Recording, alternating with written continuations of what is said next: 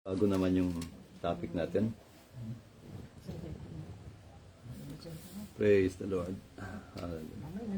Magandang gabi po, mga minamahal po namin mga kapatid sa Panginoon, mga kamanggagawa sa ubasan ng Lord, mga pastors, mga ministers, church workers. Sa gabing ito po, tatalakay tayo ng mga parables dito sa Matthew chapter 13 na may nag-request sa akin ng message tungkol sa parables.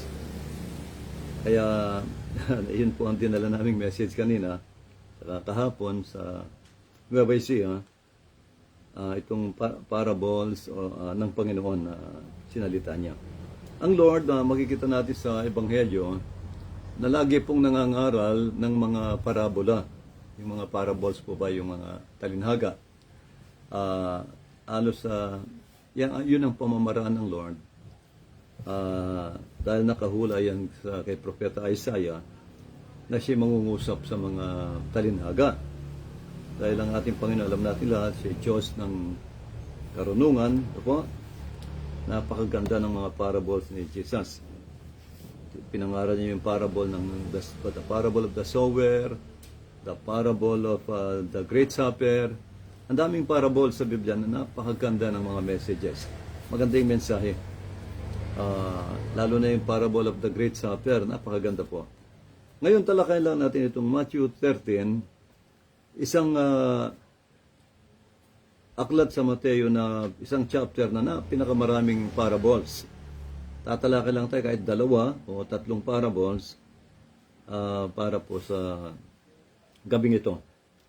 May nagtanong ang mga alagad, bago natin talakayin yung parables, tignan natin yung tanong ng mga apostol.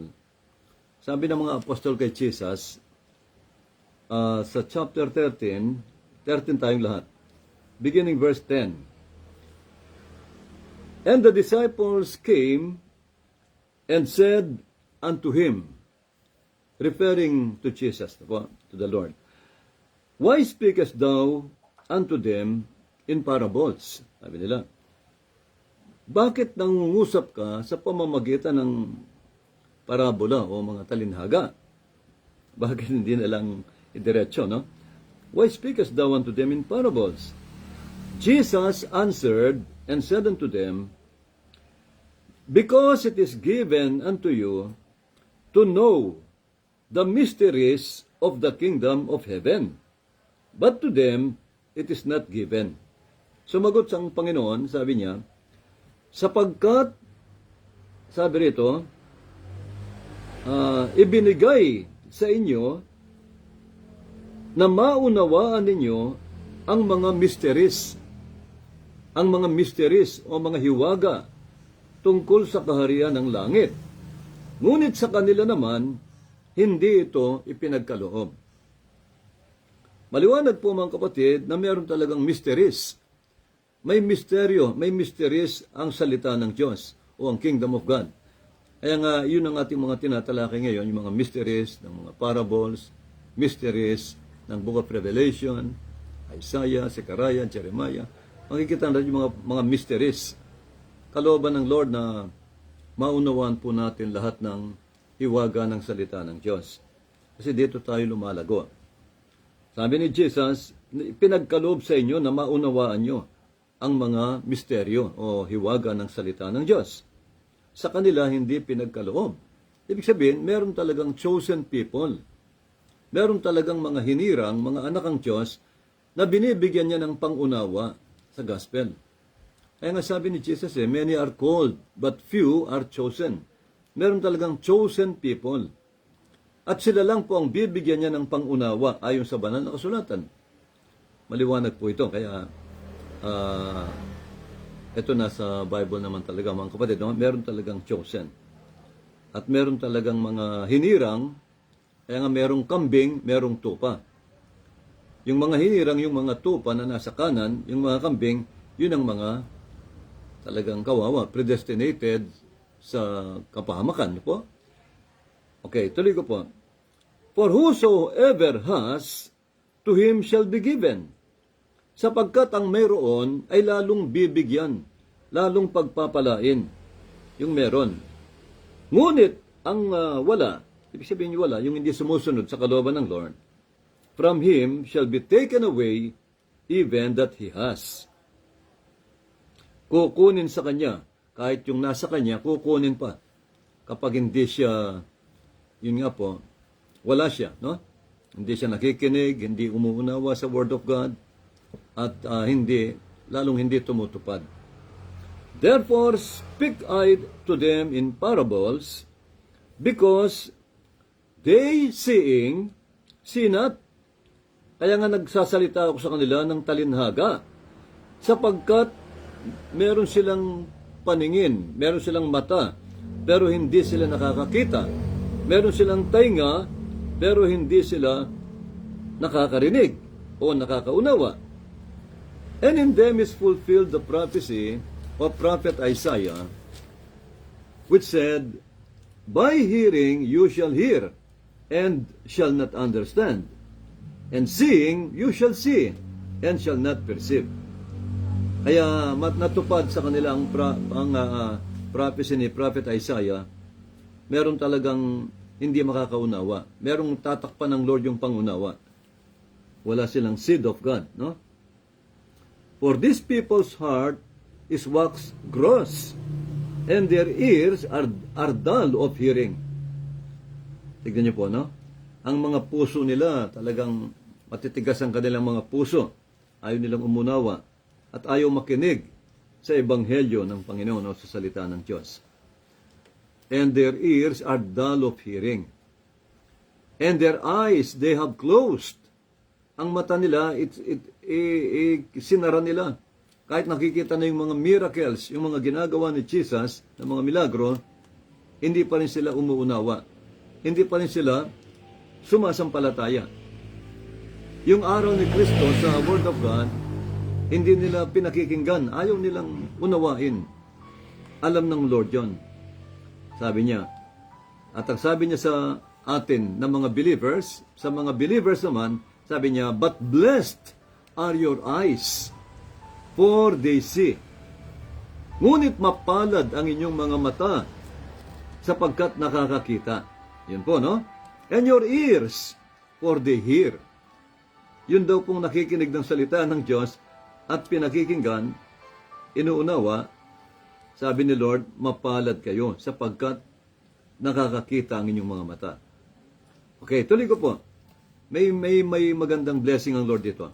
For verily I say unto you that many prophets and righteous men, sabi niya, have desired to see those things which you see, and have not seen them, and to hear those things which you hear, and have not heard them. Kaya nga sabi ng Lord, no? Dito sa 15, for these people's heart are wax gross, and their ears are dull of hearing, and their eyes they have closed, lest at any time they should see with their eyes, and hear with their ears, and should understand with their heart, and I should heal them. Sabi niya, and be converted, and I should heal them.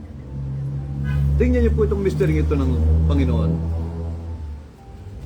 Yun daw nakikinig, sabi niya, kaya tinakpan ko ang kanilang mga tainga, baka marinig nila ang ebanghelyo. Marinig nila ang ebanghelyo, at sila'y makaunawa, at sila'y ma-convert, manampalataya, at anong sabi niya? And I should heal them. Mga kapatid, ito ang isang napakagandang aral. I should heal them. Obligado ang Diyos.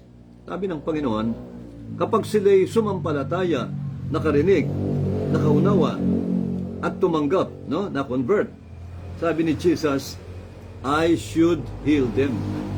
Pagagalingin ko sila. Mga kapatid, kapag palang isang tao nakinig ng Ebanghelyo at naniwala at tumanggap kay Jesus bilang Panginoon at tagapagligtas, mga kapatid, obligado ang Diyos na pagalingin niya ang sumampalatayang yon at tumanggap. Kaya nga mga kapatid, napakalinaw ng sinabi ng Panginoong Jesucristo. Kaya pag ako'y nagkukrusada, mga kapatid, lalo na ngayon meron pong revelation ng Lord sa akin na crusade sa parting Nueva Ecija. Pinakita ng Lord sa akin ito sa pamamagitan ng pangitain, vision. Nakita ko at tinatanong ko sa Lord kung saang lugar ito. Binigyan uli ako ng isang pangitain. Nakita ko yung lugar kung saan. Sabi ko, hindi ito Angeles City, hindi ito San Fernando City. Sabi ko, parting Nueva Ecija ito. Nakita ko po may sign Kaya, yun ang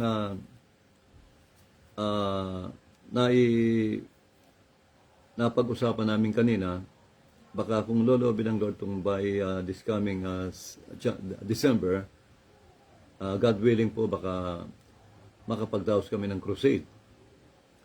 Ngayon mga kapatid, ito pong sinabi ng Lord, sa krusada, kaya nga pinapangaral natin ang Panginoong Jesucristo, yung ginawa niya sa krus, paano siya namatay sa krus, nasugatan siya para tayo pagalingin. Pinapaliwanag natin itong ginawa ni Jesus sa mga tao na po, kasi pag nagkrusada ka, hindi maaaring walang darating na may sakit. Kasi minsan, pagdating ng crusade, tulad ng magkrusada ako sa Concepcion Tarlac, 6 na wheelchair, mga kapatid, nasa harap ng platform ng pinaka-stage. Kasi yung mga banner natin, nakasabit yung ating mga giant streamers, makikita nyo po, talagang mga milagro ng Lord. The blind receive their sight. The blind receive their sight. Huwag kang magtaka kung may darating na bulag. The lame walk. The deaf hear. Makikita mo yun ang mga nasa banner namin. Kaya yung mga may sakit na gumaling, mga lumpo, lumakad, the lame walk. Kaya huwag kang magtaka kung may darating na naka-wheelchair. Kaya hindi naman basta-basta ilelehans yun. Hindi po. Ang kailangan nila, ebanghelyo. Kailangan ipangaral mo ang gospel sa kanila. Pangaral mo ang mystery ng gospel. Ipangaral mo yung mystery ng dugo ni Kristo, yung kanyang mga sugat at latay, yung ginawa niya sa krus, paano niya tayo pinagaling. Ipangaral mo yan. Kasi hanggat hindi nila naunawaan yon, hindi sila magkakaroon ng faith. Hindi sila maniniwala sa miracle.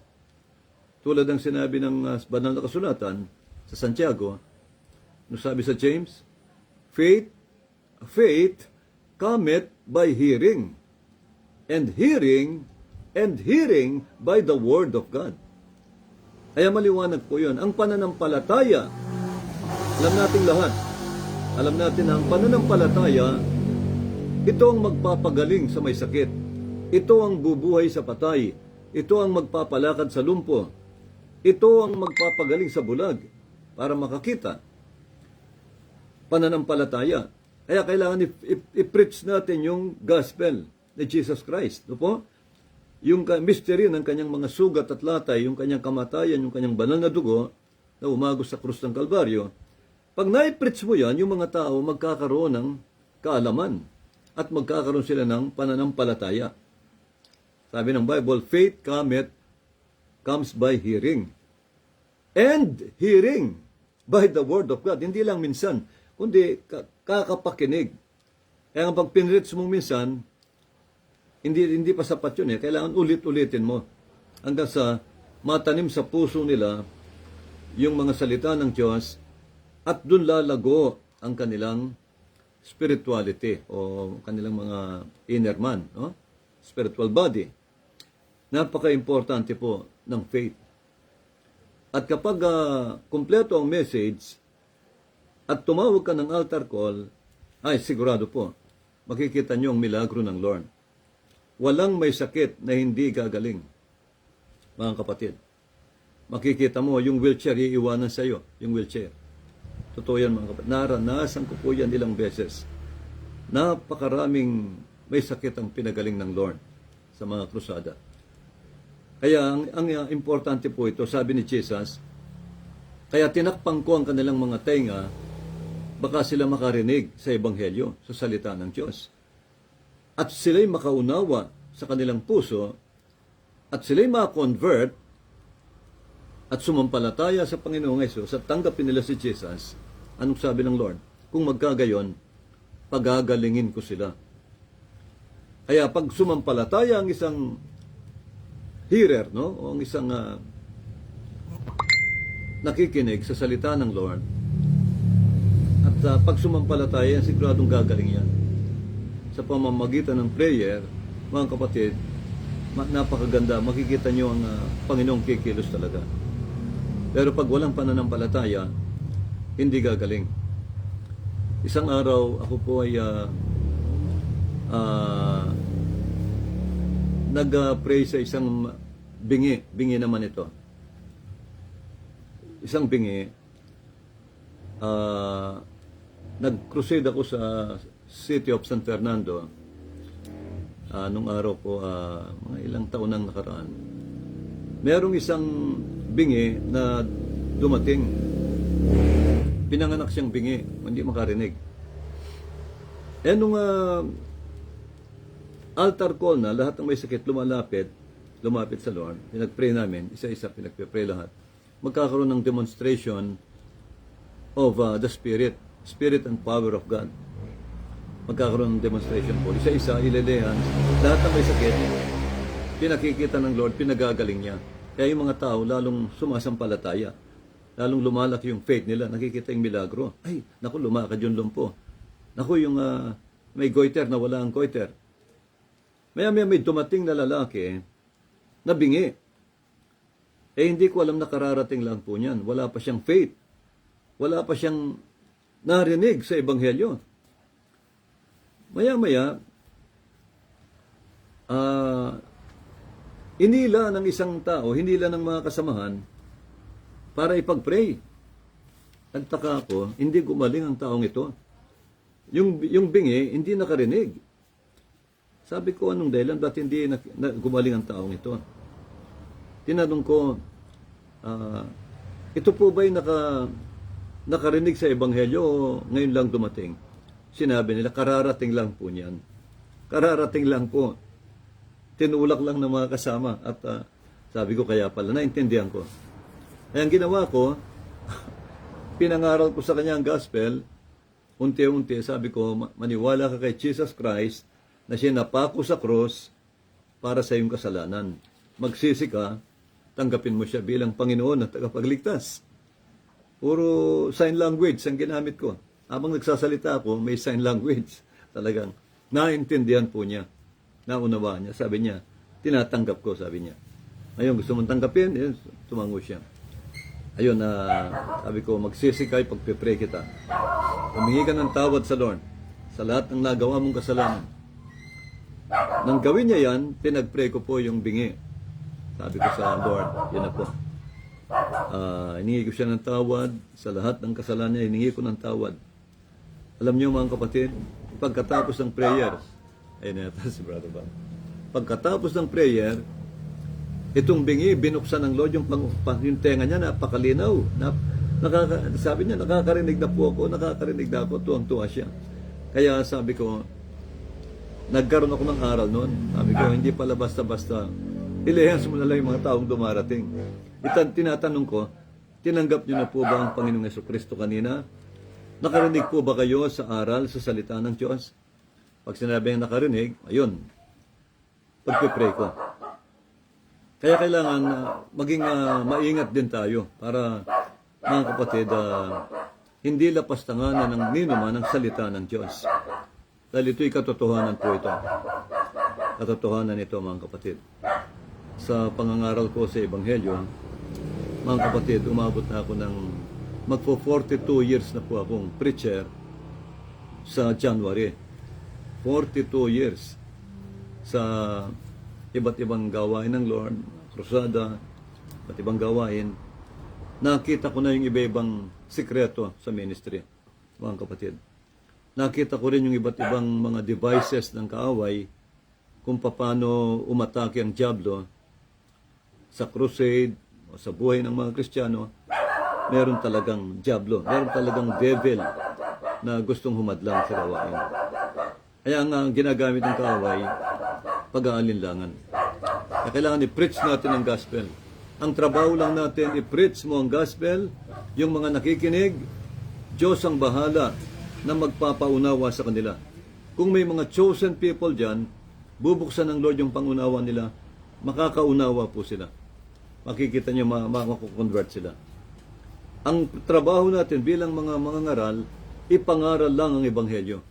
Ipangaral si Jesucristo, ang ginawa niya sa krus, ang pagtubos niya sa atin, ang Diyos ang kikilos. Sa bawat nakikinig, siyang magpapaunawa. Kaya yun ang mga experience ko sa mga crusades, sa mga gawain. Sabi ng Lord, pagagalingin ko sila. Kapag sila'y sumampalataya at na-convert, dahil nakinig ng Ebanghelyo, at na-convert sila, sabi ng Panginoon, at nakaunawa, and I should heal them. I should. Hindi na sinabing I will heal them. Kundi, I shall. I should heal them. Ibig sabihin, obligado ang Diyos. Matindi ito. Talagang obligado siyang pagalingin yung sumampalataya. Diba mga kapatid? Kaya nga, pag sinabing I shall heal them, matindi yan. Nakatali siya rin sa pangako. Hindi ka yung I will, minsan kung willing ka, gagawin mo. Kung hindi ka willing, hindi mo gagawin. Para bang si MacArthur nang dumating sa Pilipinas at nung natalo siya, unang labanan, natalo siya, nangako siya, sabi niya, I shall return. Sabi niya, I shall return. Ibig sabihin ng I shall, matindi yan, nakatali ka sa pangako.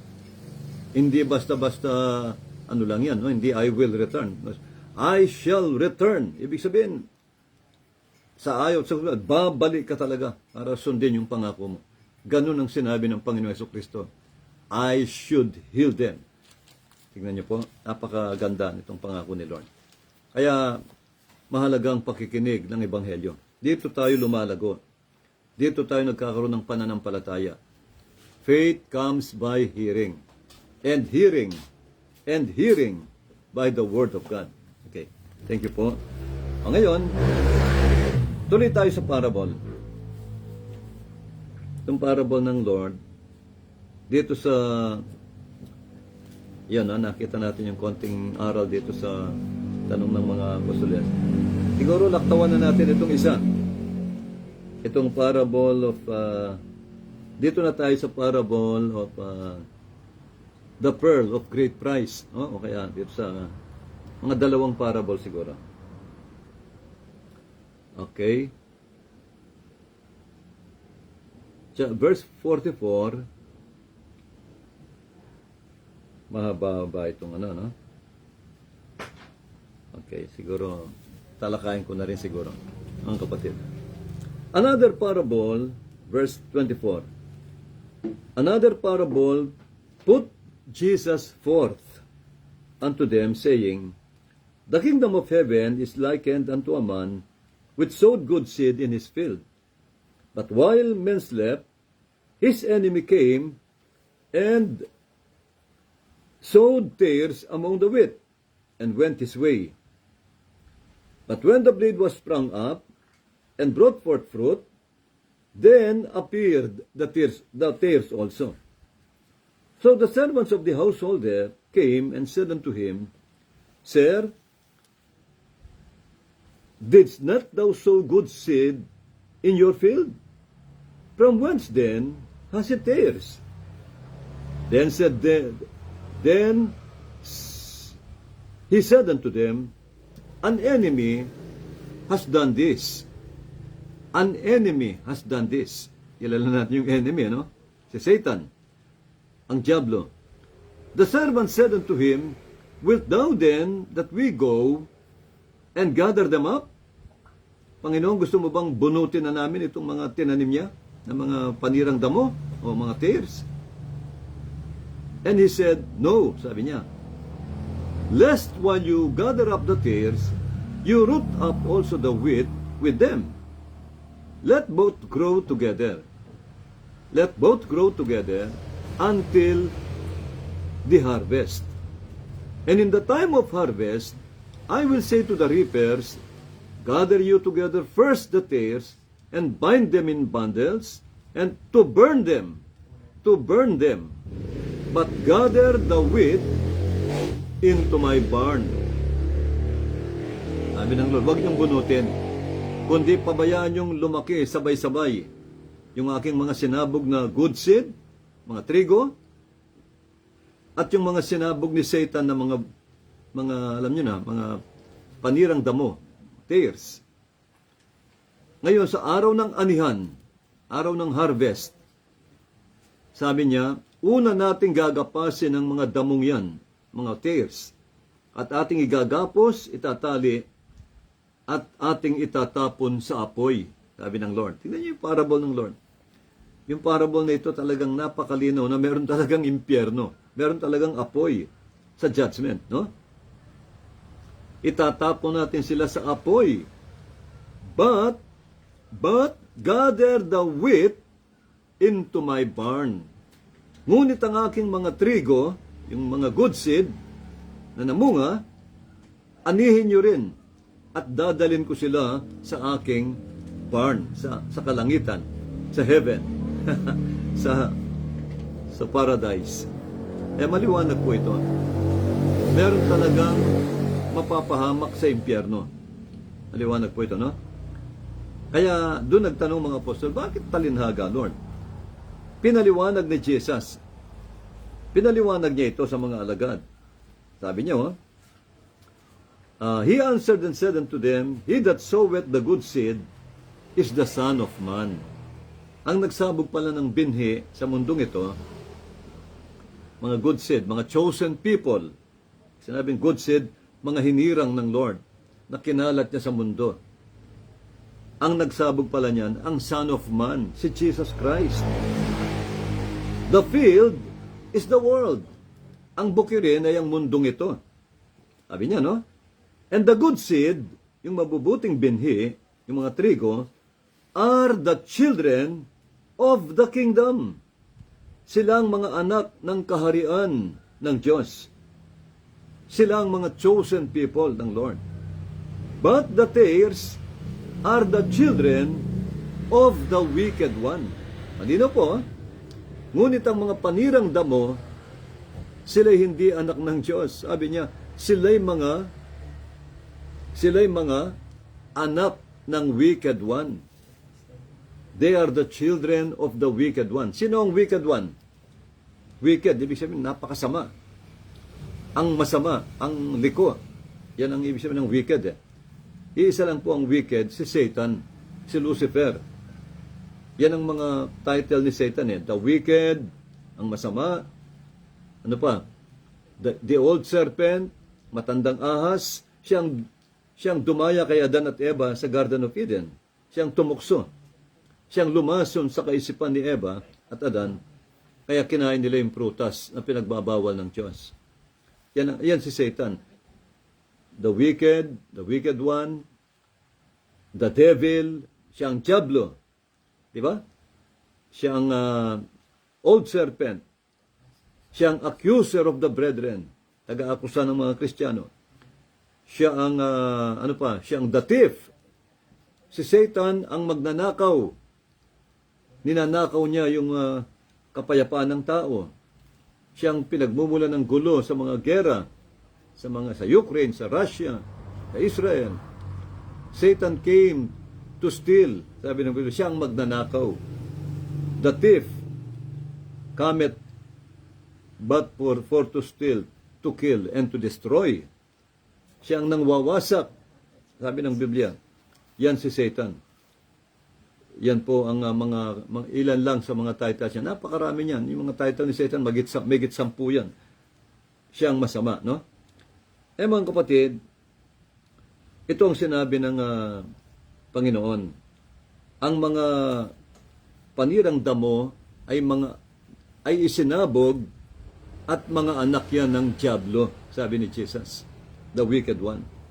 Kaya sa mundo ito, mga kapatid, meron talagang chosen people, meron talagang mga anak ang Diyos na hinirang from the foundation of the world. Ephesians chapter 1, verse 4, tsaka 11. Tayo po'y mga chosen people ng Lord. Sabi ng Lord, I have chosen you already before the foundation of the world. Hinirang na kita, pinili na kita, niligtas na kita, minahal na kita. Yun ang ibig sabihin ng Lord. Bago ko pa ginawa ang mundong ito, kilala na po tayo ng Diyos. At hinirang na tayo ng Diyos. Grabe, ano? Yan ang tinatawag na predestination. Nasa Bible yan. Predestinated tayo bago raw nilikha ng Diyos ang mundong ito. Ephesians 1:4 at 11. Biblical po yun, nasa Bible yun. Kaya nga meron talagang panirang damo na sinabog ni Satan. Kahit si Jesus nung nangangaral si Jesus sa Israel, sabi ng mga Hudyo, hindi kami anak sa labas. Anak kami ng Diyos, sabi ng mga Hudyo. Si Abraham ang aming ama, kaya anak kami ng Diyos. Seed of Abraham kami. Sabi ni Jesus, hindi. If you are the children of Abraham, you would love me, sabi ni Jesus. Pero hindi, na pinagdanasan niyo akong patayin. Kaya hindi kayo anak ni Abraham. Kasi si Abraham, hindi ganyan. Kayo, sabi nila, ang Diyos ang aming ama. Sumagot si Jesus, hindi kayo anak ng Diyos. You are of your father, the devil. Sabi niya. 840 ng, is it 840 or 844? 844? You are not the children of God. You are the children of the devil. Sabi niya, you are of your father, the devil. Ang linaw nun, mga kapatid, si Jesus ang nagsabi. Kayo ay sa inyong amang diablo. Kaya mga kapatid, sa mundong ito, may anak po ang Diyos. At may anak ang diablo. Mga kapatid, yun ang hindi, kanina may kasyera akong isang mangaral. Ayaw maniwala doon sa ganong aral. Sabi ko, ang linaw ng sinasabi ni Jesus Christ. Many are called, but few are chosen. Meron lang talagang chosen ng Lord. Marami ang aking tinawag sa mundo. Ngunit kakaunti lamang ang aking pinili, sabi ni Jesus Christ.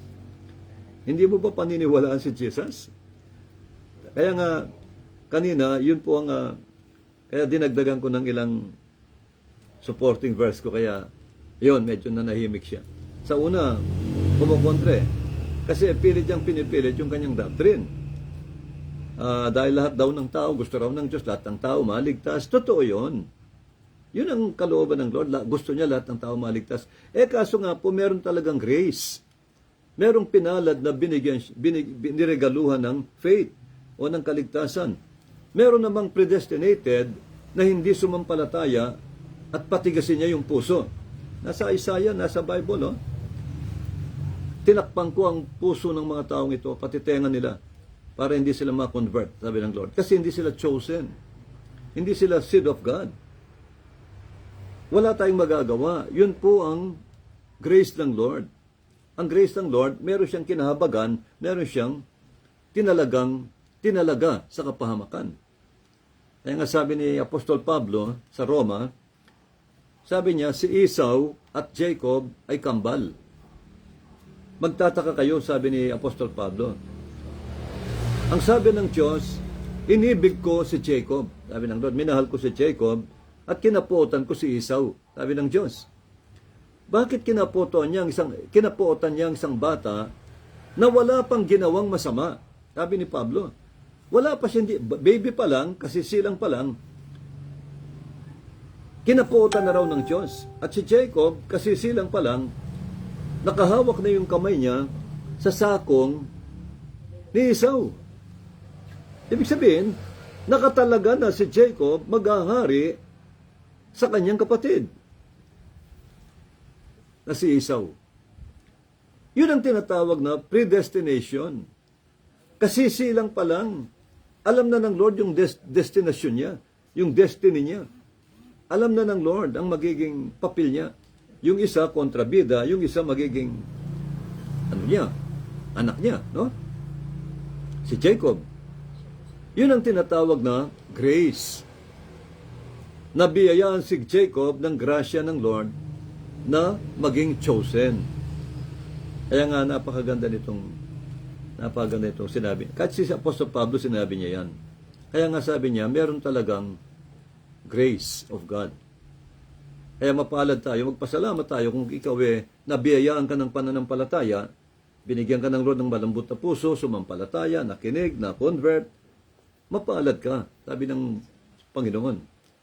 But blessed are your eyes, but blessed are your ears, for they hear.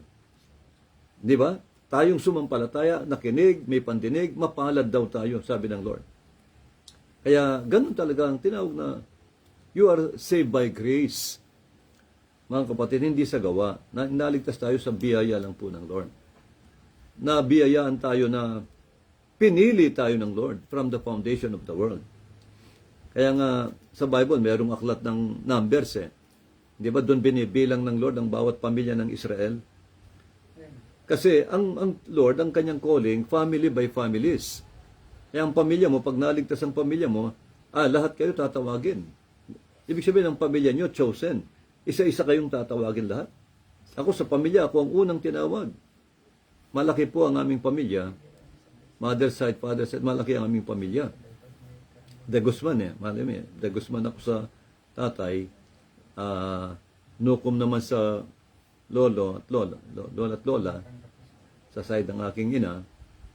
At Dungka. Yan, Dungka. Malaking pamilya rin ng Dungka. Napakalawak.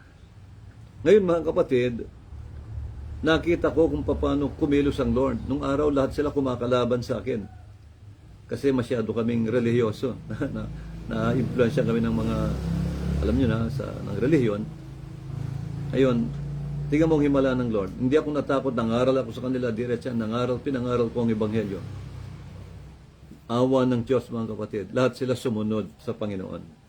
Nag-crusade ako, talagang isa-isa, pinuntahan ko sila, na-convert po sila, tumanggap sila. Naligtas ang mga kamag-anak ko sa father side, naligtas ang mga kamag-anak ko sa mother side. Nag-crusade ako ng Pampanga, nag-crusade din ako ng Nueva Ecija. Kaya yung mga kamag-anak ko, mga kapatid, awa ng Lord, naligtas po. Tumanggap sila. Hanggang ngayon, naglilingkod silang masaya sa Panginoon. Kaya ganun pala, kapag ikaw pala chosen, may pag-asa ang mga kamag-anak mo, gagawa ang Lord ng paraan. Una, sa prayer mo, didinggin ng Lord, tapos sila rin tatawagin. Ganun ang calling family by families. Kaya nga si Rahab, nang iligtas niya ang espiya ng Panginoon sa panahon ni Moses, niligtas niya ang 10 espiya ng Israel. Anong sabi ng ni Rahab? Kasi papatayin ng Israel ang mga lahat ng nasa Jericho. Sabi ng isang espiya, sila Joshua at Caleb, lahat ng mahal mo sa buhay, kamag-anak, kapatid, magulang, dalhin mong lahat sa iyong bahay. Sabi niya, no? Sa paglusob namin, sabi niya, lahat ng nasa loob ng iyong bahay, yan type po yan ng church. Lahat ng nasa church ng Lord, sa bahay ng Diyos, ligtas. Walang mamamatay, isa man sa loob ng bahay. Pero yung nasa labas, mamamatay. Sabi niya, no?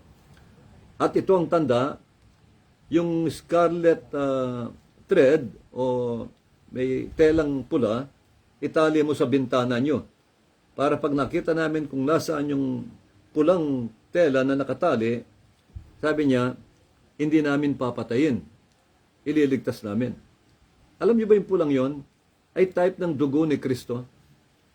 Na ang sino mang nawisikan ng dugo ni Kristo, hindi ka na mapapahamak. Hindi ka na mamamatay. Sino mang sumampalataya na hugasan ng dugo ni Kristo. Sabi ng Panginoon, hindi kayo madadamay sa salot na darating. Paliwanag po yun. Kaya mga kapatid, ibig sabihin, pati pamilya ni Rahab naligtas. Kasi ang pagtawag ng Lord, family by families. Napatunayan ko po yan sa mga kamag-anak ko. Totoo pala ang salita ng Lord. Believe on the Lord Jesus Christ and you will be saved and thy house. Sabi ni Apostol Pablo. Manampalataya ka sa Panginoong Jesucristo, maliligtas ka. Ikaw at ang buo mong sambahayan. Napakaganda po. Tuloy natin ang parable para matapos na, no? Kaya sabi niya, yan ang mangyayari. Sa huling araw, sabi ni Jesus, Matthew Certain tayo. Pinaliwanag niya itong parable. Kaya ang kaaway na nagsabog ng panirang damo ay ang diablo, si Satan. At ang harvest, the harvest is the end of the world. The end of the world.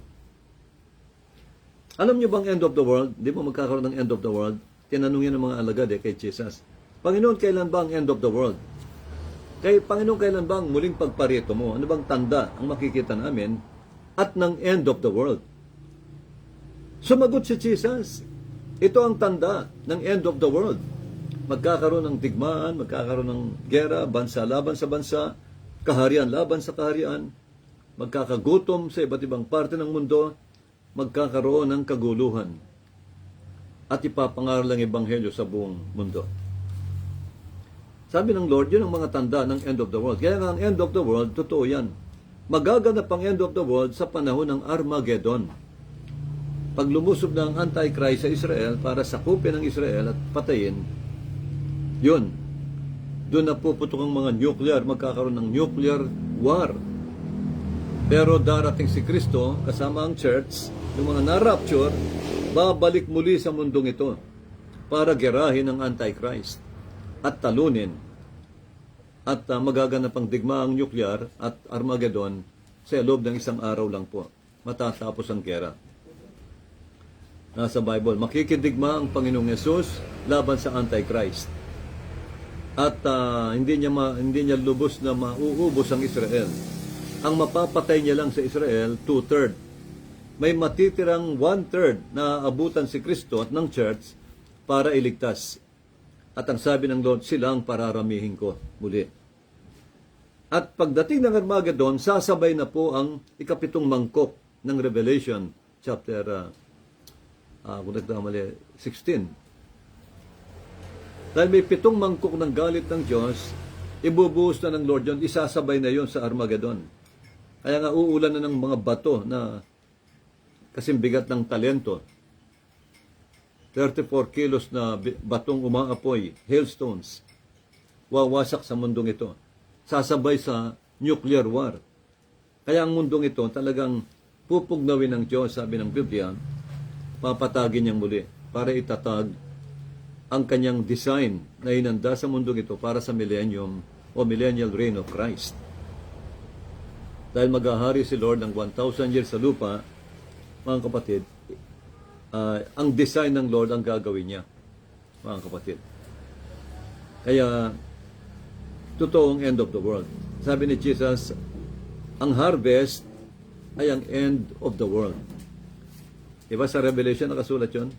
Sabi ng Panginoon sa anghel, o sabi niya, yung anghel mo, ay yung pangkaret, yung karet mo, anihin mo na ang mundong ito. Sabi ng boses sa langit, at inharvest ni Jesus Christ ang mundo. Anong sabi? At nakita ko ang dugo ng mga taong namatay. Aabot sa horse bridle ng kabayo. Ibig sabihin, napakadaming dugo ang dadanak sa mundo. Pag dumating ang Judgment Day, mga kapatid, maraming mamamatay sa mundo sa Armageddon. Kasi uulan ng bato at granizo. Kaya siguro kung pagsasamahin mo lahat ng dugo, talagang mataas. Kaya ngayon mga kapatid, magaganap talaga itong tinatawag na nuclear war o World War III, no? At malapit na tayo sa World War III. Alam niyo naman ang Russia, Amerika, China naghahanda na sa gera. Katulad niyan, naghahanda ang China na sakupin ng Taiwan at nangako ang Amerika na ipagtatanggol ang Taiwan. Ganon din ang Japan. Sabi na, ngayon may hidwaan ng Japan at ang China. Umiinit ang kanilang hidwaan ngayon kasi, yun nga po, no? Nagsalita ang Prime Minister, bagong Prime Minister ng Japan, na ipagtatanggol nila ang Taiwan. Nagalit si Xi Jinping. Sabi niya, ang Taiwan, teritoryo namin yan, hindi kayo dapat pakialam. Alam niyo mga kapatid, matalino ang Japan yan. Ang Amerika, alam nila, pag ang China nakuha niya ang Taiwan, lalong yayaman ang China. At susunod na sasakupin niya, Japan na at Korea. at Pilipinas. Kaya nga, hindi pahintulutan ng Japan na sakupin ng China ang Taiwan. Dahil pag nahawakan nila ang mga semiconductor chips, mga kapatid, lalo siyang yayaman, makokontrol niya ang buong mundo. Alam ng US yun, kaya nga ang US, hindi rin niya pahintulutan na makuha ng China ang Taiwan. Kaya dinadahilan lang po na ito nga po dahil demokrasyang bansa ang Taiwan, pero mga kapatid, talagang desidido si Xi Jinping na sakupin ang Taiwan. Kaya sana matulungan siya ng Japan, ng South Korea, nangako rin ng South Korea, na pag lumusob ang China sa Taiwan, tutulong ang South Korea, pati na ang Amerika, pati na ang Pilipinas, kasi kaalyado tayo. Kaya mga kapatid, pag nakuha ng China ang Taiwan, susunod na sasakupin niya yung 5 bansa na nakaplano sa kanila. Kasama ang Vietnam, Malaysia, Indonesia, Philippines, kasama tayo sa 5 bansa na isusunod daw nila. Kaya nga talagang tutulong talaga ang Pilipinas pag nagkadigmaan sa Taiwan. Ano pang mangyayari? Doon natutuloy na yan sa tinatawag na Armageddon.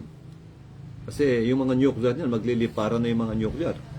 Kaya mga kapatid, kailangan talaga manalangin po tayo para sa kapayapaan. Ipanalangin natin na huwag ituloy ni Xi Jinping ang pagkubkob o pag-invade sa Taiwan. Magiging mitsa yan ang gyera ng World War III. Mga kapatid, ipanalangin natin na huwag ituloy ng China ang pagsakop sa Taiwan sa 2027.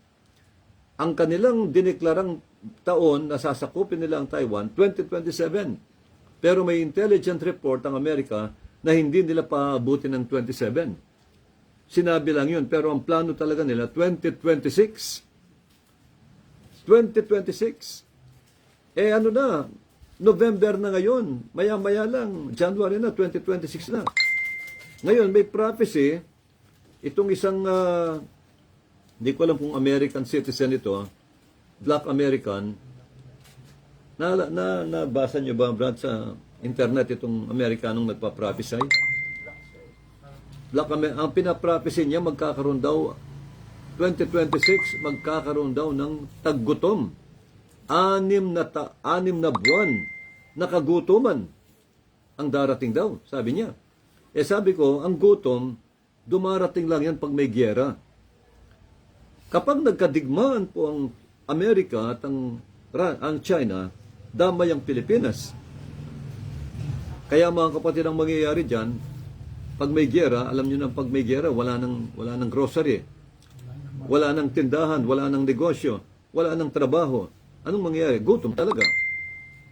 Magkakagutom talaga. 6 months daw, sabi niya. Ngayon, sabi ko, bantayan natin yan. Alam niyo, ang prophecy galing sa Diyos, natutupad. Pag ang propesya ay galing sa Panginoong Diyos, matutupad yan. Pero pag hindi natupad yan, bulang propeta yon. Nasa Bible yan, nasa Jeremiah. Sabi ng Lord, ito ang tanda ng propetang galing sa Diyos. Out of 100 prophecies, ang mapupulfill ay 100 din. Pero pag ang natupad, 99 lang. At yung isa, nag-fail. Anong tawag dyan? Bulang propeta pa rin siya. Kahit 99 natupad yung hula niya. Pag yung isa hindi nagkatotoo, bulang propeta pa rin yun. Dahil ang sabi ng salita ng Diyos, ang propetang galing sa Diyos, ang kanyang propesiya, kung 100 yan, 100 din ang matutupad. Kaya ako, hindi naman ako nagja-judge, no? Pero sabi ko, it remains to be seen. Kailangan makita natin kung magaganapin. Obserbahan natin kung matutupad itong kanyang prophecy. Kasi marami na akong prophecy nga narinig sa Lord. Pinraphecy ng Lord sa akin, sabi ng Lord, matatanggal ang US base. Nagkatotoo yan mga kapatid, natanggal ang US base. Pinraphecy ng Lord sa akin, yung pagkakatanggal ni Presidente Marcos. Natanggal nga sa pagkapangulo noong 1986 ba yan? Kaya mga kapatid, yung mga prophecy ng Lord, maraming prophecy rito. Nagkrusada ako ng San Fernando, siyudad ng San Fernando, hindi ang gospel po, hindi tinanggap ng mga tao. Abala sila sa walang kabuluhang kasayahan. Alam mo, sabi ng Panginoon sa akin, umalis kayo sa masamang lugar na ito. Bayan, no? Umalis kayo sa lugar na ito. Magpapadala ako ng salot sa lugar ng San Fernando, sabi ng Panginoon sa akin. Alam niyo mga kapatid, yun po, pinangarap ko sa church. Yan po pinrapisay ko rin sa church. Sabi ko, nangusap ang Lord na magpapadala siya ng salot ng San Fernando. Nangilabot yung mga kapatid, natakot sila. Ano kayang salot yan? Naku mga kapatid, umigit kumulang isang buwan lang, maigit. Pumutok ang pinatubo. Ang San Fernando, lumubog sa lahar. Ang San Fernando. Naging ghost town ang San Fernando.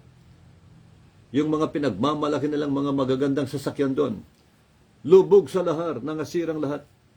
Yung mga negosyo nilang pinagkakaabalahan, mga kapatid, lubog sa lahar. Matagal pong panahon na walang negosyo, ilang taon, walang negosyo. Kaya mga kapatid, ganun ang Lord pag nagalit. Nagpapadala siya ng judgment. Maraming prophecy sinabi ang Lord sa akin, natupad po, naganap po. Kaya ito, obserbahan natin, pag yan ay natupad, galing sa Diyos ang prophecy. Pero wag natin sabihin, wag tayong hahatol na yan ay sa demonyo dahil hindi mo pa alam. Delikado yon. Baka lilitaw tayong lapastangan sa Holy Spirit.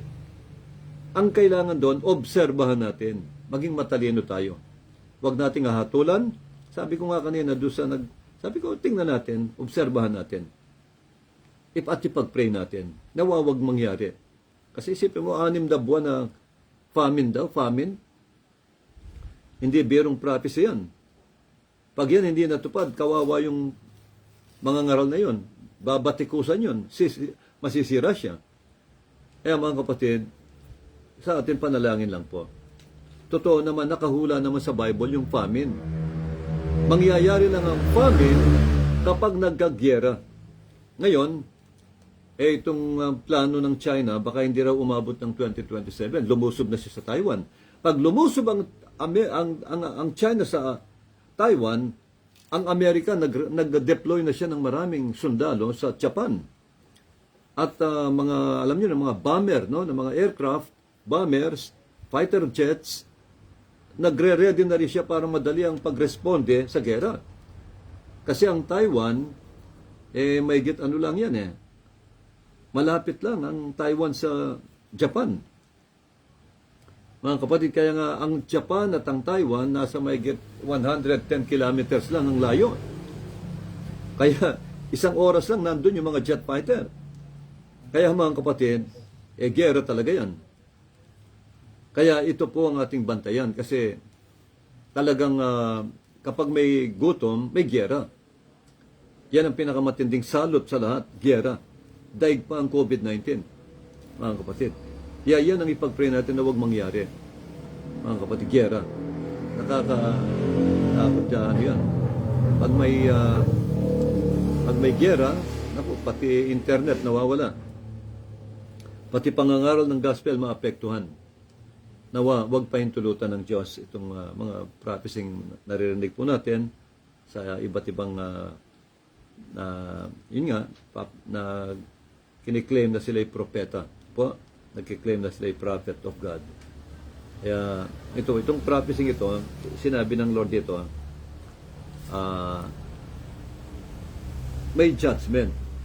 Sa araw ng judgment, sa end of the world, sabi niya, aking gagapasin lahat ng mga masasamang taong yan, mga tares, mga taong unbelievers, gagapasin ko sila at itatapon sa apoy, sabi ng Lord. End of the world. No? Alam natin ang end of the world. Armageddon yan. At ang aking mga anak, sabi ng Lord, ano sabi niya? Then shall the righteous, ito naman yung mga tupa, shine forth as the sun in the kingdom of their Father. Yung mga matuwid naman, sino ang matuwid? mga Kristiyano, mga sumampalataya. Bakit tinawag ng Diyos na matuwid ang mga believers? Kasi naging matuwid tayo, hindi dahil tayo mababait. Hindi, wala po. Hindi dahil tayo mabubuti. Wala po yun. Sabi ng Bible, ang katuwiran nyo is just as a filthy rag in the sight of God. Ang inyong katuwiran, marumi pa raw o kasindumi ng basahang marumi. Kaya ang tao, wala siyang sariling katuwiran. Alam niyo ba kung bakit tayo naging matuwid?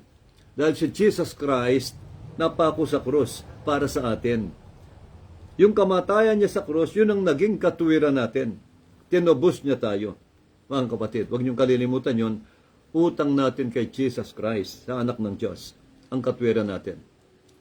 Kaya mga kapatid, ang mga matuwid, ang mga believers kay Jesus, sabi niyang mga chosen, ay magliliwanag at sisikat na parang araw sa kaharian ng kanilang Ama. Grabe, ang ganda nito. Sisikat ka ron na parang araw. Lahat ng may tenga ay makinig. Kaya mga kapatid, maliwanag po yan. Sabi ng Lord, magliliwanag kay parang araw.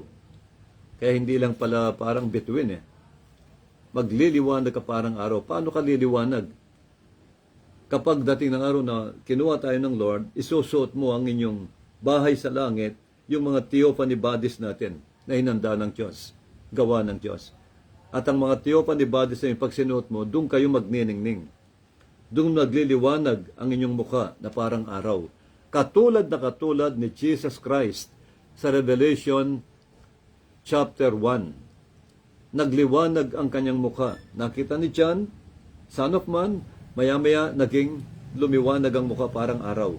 Darating ang panahon, sabi ng Lord, ang transformation nyo katulad ng kay Kristo, magliliwanag din kayo parang araw sa kaharian ng inyong Ama. Kaya napakaganda po itong pangako ng Lord. Mapalad tayo dahil tayo po hinirang ng Lord. Magpatuloy po kayo. Mga kapatid, napakapalad po natin. Hindi lahat ng tao hinirang ng Lord. Hindi lahat ng tao may Holy Spirit o may Seed of God. Hindi lahat po. Sabi ng Biblia, yun lamang mga hinirang from the foundation of the world. At ako'y naniniwala, lahat kayo, mga hinirang kayo ng Lord. Kasi, salamat po sa Panginoon dahil hindi kayo pumapadya sa pakikinig. Nakikita ko po yung inyong mga pakikinig, linggo-linggo. Kaya sabi ko, mga chosen ito, mga tupa ng Lord ito. Patuloy po kayo at i-share nyo po ito sa ibang mga kaibigan nyo para po makarinig din sila ng gospel.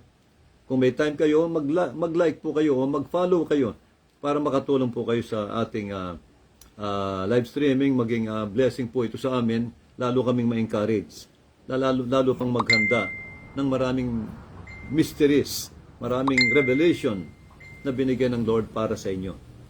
Okay? Salamat po. Siguro okay na po ito, no? Itong dalawang parable, siguro talakay na lang natin next meeting. Ito ang napakaganda, itong dalawa. Kulang lang tayo sa oras, kaya siguro po, magpo-post muna tayo ngayon. Pray tayo, at least kahit paano meron po tayong nakitang mga aral. Hindi lahat ng tao chosen people. Hindi lahat ng tao maliligtas. Kahit si San Pablo, sinabi niya yan. Panalangin niyo ako sa mga masasamang tao. Dahil hindi lahat ng tao ay maliligtas, sabi ni Pablo. Hindi lahat ng tao ay mananampalataya. Sabi ni Pablo, alam ni Pablo ang fullness of the revelation of God. Alam niya ang mga mysteries. Kaya nga sabi niya, ipanalangin niyo ako upang maligtas ako sa masasamang tao, sapagkat hindi lahat ay maliligtas. Hindi lahat ng tao mananampalataya. Sabi ni Paul, alam niya ang mystery ng Diyos. At hanggang ngayon, yun po ang revelation ng Lord sa atin. Meron lang talagang mga isinabog ng Lord na good seed.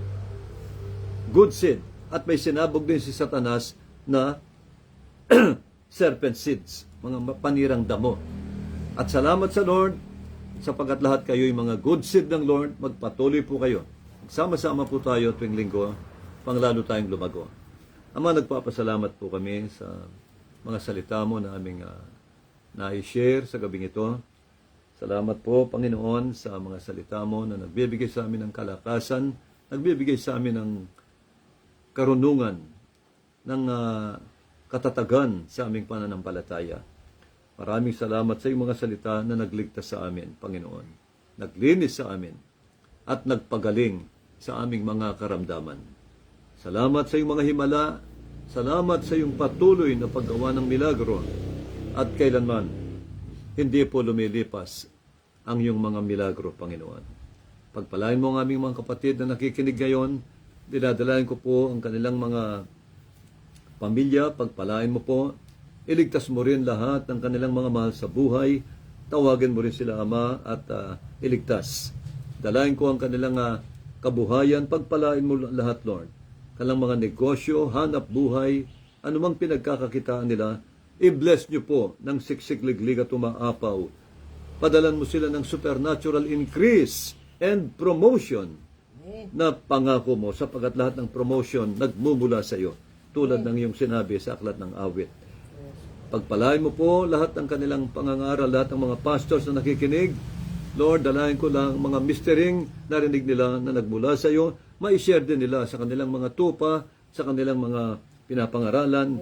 Lord, upang lahat po ay, Lord, lumago at maging handang-handa sa nalalapit mong pagbabalik. Salamat po, Panginoon. Pagpalain mo rin po ang pamilya ni Sister Peli. Patuloy kong dinadalangin ng pamilyang ito.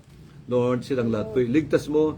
Tawagin mo at ang kanyang mga mahal sa buhay, patuloy mong ingatan sa araw-araw na pamumuhay at patuloy mong i-promote ang kanilang pamumuhay, kanilang mga hanap buhay, negosyo, pinagkakitaan. I-bless niyo pong lahat, pati na si Brother Aaron sa ibang bansa. Ingatan mo siya ron at patuloy na pagpalain ang aming mahal na kapatid na nakasama namin dito sa aming live streaming. Doon din po ang kapatid ni Sister Feli na naririto, aming mahal na brother. Inihingi ko siya ng blessing sa iyo. Lord, pagpalain mo ang kanyang kalusugan, kanyang kalakasan, ang kanyang pamilya, pagpalain mo rin po at ingatan at iligtas, Panginoon. Pagpalain mo, Sister Peli, ang kanyang kalusugan, dinadalain ko. Lord, Lord, i-rejuvenate mo lahat ng organ niya sa katawan, lahat ng ugat, lahat ng parte ng katawan niya, gawin mong, Lord, brand new, sapagat sa'yo walang imposible. Lord, dalahin ko, bigyan siya ng mahabang buhay na paglilingkod sa iyo, at na may kalakasan ng katawan at satisfied sa mga pagpapala mo, Panginoon. Maraming pong salamat. Pagpalain mo si Brother Val, Brother Romy, lahat ng lingkod mo, idinadalayan ko po na patuloy mong ibuhos ang iyong mayamang biyaya sa kanila. Pagpalain mo po ang kanilang mga pamilya, pagpalain mo ang kanilang mga anak, bigyan ng magagandang tagumpay at future ang kanilang mga anak. Pagpalain mo ang aming project, Panginoon, na tinatrabaho ng mga anak mo na taga Visayas, Lord, na nire-report sa amin. Pagpalain mo sila, hiningi ko sila ng tulong, ng tagumpay sa iyo, sapagat ikaw lamang, O Diyos, ang makakatulong sa kanila. Bigyan sila ng tagumpay, sapagat sila Lord, kasama namin sa iyong iglesia. Pagpalain mo po silang lahat, pagpalain mo lahat ng mga kapatid naming sa iyong iglesia, sa kanilang mga negosyo, hanap buhay, pinagkakakitaan. I-bless mo po lahat ng kanilang mga kabuhayan, Panginoon.